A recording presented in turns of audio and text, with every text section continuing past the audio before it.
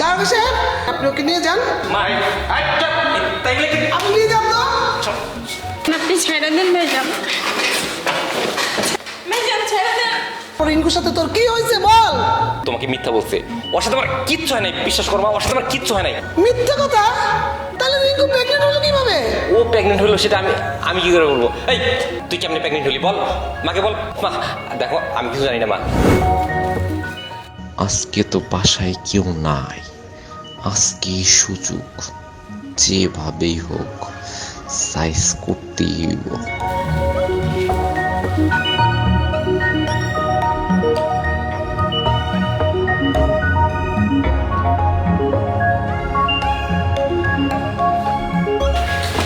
আমার কাছে ভাই তোর না রিঙ্কু, আমি অনেক দিন ধরে একটা কথা কইতে চাই, কিন্তু না কইতে পারি না। বাড়িতে মা থাকে তো, এই জন্য কোয়ার সুযোগ হয় না। আজকে তো বাড়িতে মা গেছে, আজকে তো বাড়িতে মা নাই, মা গেছে খালার বাড়িতে, আজকেই সুযোগ। কি করবেন ভাইজান কোন? তোর হাত খালি কে? আসলে কিছু নাই তো ভাইজান, এই বুঝেন তো গরিব মানুষ, কই পামু। শোন, আমি তোরে না সোনার বালা কিনে দিন, বুঝছিস? তোর গোলাও তো খালি, তোর চেন নাই? না ভাইজান। শোন, আমি তোর একদম স্বর্ণের সিন কিনে দিব, স্বর্ণের হার কিনে দিব, বুঝছিস? আর মা তোরে কয় টাকা বেতন দেয়? খালাম আমার যার দেয় তাতে আমার হয়ে যায় ভাইজান। শোন, মা যা দেয় তার সাথে তোর আমি 10 গুণ দিব টাকা। তুই শুধু আমার একটা কথা শুনবি। না ভাইজান, আমি গরিব মানুষ, দেখেন আমার একটু কাম করে খাইতে দেন ভাইজান। আরে ওরকম খরচ কেন?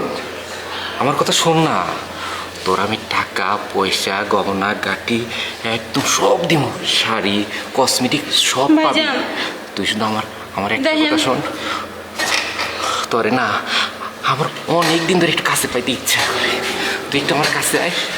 ভাইজান এটা আপনি ঠিক করতেছেন না। তুই আমার একটু খুশি কর। ছেড়ে দেন ভাইজান। তোর আমি সব দিব, তোর কসমেটিক্স লাগবে না ভাইজান ছেড়ে দেন ভাইজান। এরকম করিস কেন? দেখেন আপনি ছেড়ে দেন ভাইজান। ভাইজান ছেড়ে দেন। ভাইজান ছেড়ে দেন আপনি। শুভ, কি ব্যাপার? তুই খুব নিশ্চিন্তে মনে হয়। রিঙ্কু আমাকে অনেক কিছু বললো। কি হয়েছে রিঙ্কুর সাথে তোর? ওর সাথে কি হয়েছে মানে? ওর সাথে আমার কি হবে? ওর সাথে আমার কিছু হয় নাই। কি? কিচ্ছু হয় নাই? মিথ্যা কথা বলবি না কিন্তু, বল কি হয়েছে? দেখো মা, ওর সাথে আমার কিচ্ছু হয় নাই। এই তুই মারে কি বলছিস? শোনো মা, ও তোমার যাই বলে থাকুক সব মিথ্যা বলছে, ওর সাথে আমার কিচ্ছু হয় নাই। এই একদম চুপ, একবার মিথ্যা কথা বলবি না। আমি গত মাসে তোর নানির বাড়িতে গেলাম, তারপর রিঙ্কুর সাথে তোর কি হয়েছে বল।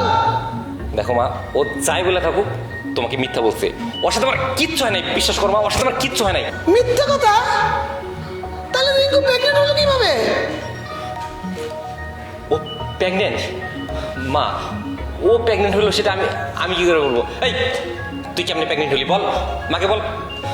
মা দেখো আমি কিছু জানি না মা। এই তুই কোথায় কি করছিস উল্টা পাল্টা? মা দেখো, ও তোমাকে যা এই একদম চুপ। শোন, ও কখনো মিথ্যা কথা বলতে পারে না। ওকে আমি হারে হারে চিনি, ও ছোটবেলা থেকে আমার কাছে থাকে।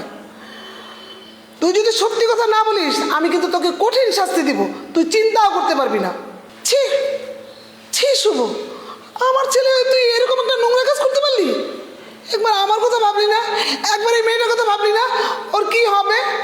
আমি তোর কোনো কথা শুনবো না, আমি তোকে এই শাস্তি দিয়েই ছাড়বো। দারোগা সাহেব, দারোগা সাহেব। এই মা, তুমি আপনার মধ্যে দাঁড়ো কাটলা কেন? ও হচ্ছে মোস্ট ক্রিমিনাল, ও আমার ছেলে, ও অপরাধী, ওকে নিয়ে যান। আমার ভুলে গেছে মা। আপনাকে অসংখ্য ধন্যবাদ। আপনার মতো মা প্রত্যেকটা ঘরে ঘরে থাকা উচিত। এই চল। এটা কি বলেন দারোগা সাহেব? আমি একটা কাজের মেয়েকে বিয়ে করবো নাকি মা? একদম চুপ। দাদা সাহেব শুনেন, আমি বলছি ওকে কোনো সুযোগ দেওয়ার দরকার নেই। ও অপরাধ করছে, ওকে থানায় নিয়ে যান, ওকে বিয়ের ব্যবস্থা করেন, আমি আসতেছি। যা। ঠিক আছে, আপনি কোনো টেনশন করবেন না, আমি নিয়ে যাচ্ছি। এই তুই চল, আমি আজকে তোকে নিয়ে গিয়ে ওর সঙ্গে বিয়ে দিয়ে দেবো, চল। মা তুমি এটা কি বলতেছো? মানে আমার মতো একজন এই কাজের মেয়েরে বিয়ে করবো? মা তোমার ছেলে এই কাজের মেয়েকে একদম চুপ। মা ওর সাথে আমার যাই বলো, তুমি এটা কি বলো মা? শুন, এই মেয়েটা সুন্দরী, এটা কি ওর অপরাধ? হ্যাঁ, সবার জেনে রাখা দরকার। বাড়িতে কাজের মেয়ে থাকলে তার সাথে নোংরামি করে পার পেয়ে যাবে, এটা কিছুতেই সম্ভব না। তার শাস্তি পাইতেই হবে, সে যেই হোক, সে আমার ছেলে হোক বা অন্য জনের ছেলে হোক। দাঁড়া সাহেব, এত কথা দরকার নেই, আপনি ওকে নিয়ে যান। মা তাইলে কি আপনি নিয়ে যান তো। আপনি আসুন। মা আরে যাও